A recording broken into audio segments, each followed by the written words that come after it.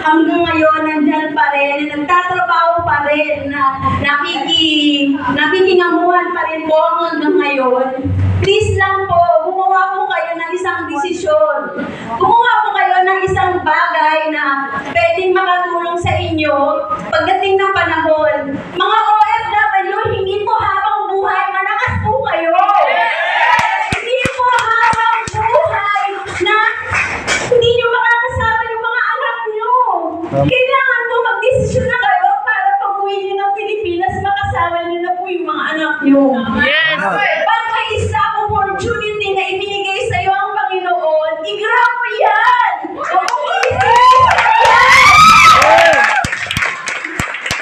Ako, ginagawa ko itong negosyo para makatulong ko sa pamilya ko at the same time makatulong din po ako sa ibang tao, sa mga kaibigan ko rin po na gusto pabago din po yung kanilang buhay. Kaya please lang po sa inyo, mga OFW dyan, wag lang po kayo makontento sa sahod nyo. Gumawa po kayo ng isa pang tawag dito, income. Isa pang magkakakitaan nyo para pag-uwi nyo ng Pilipinas, meron po kayong extra income na makukuha po. At doon yun, makukuha nyo na po yun dito sa A Global po. Maraming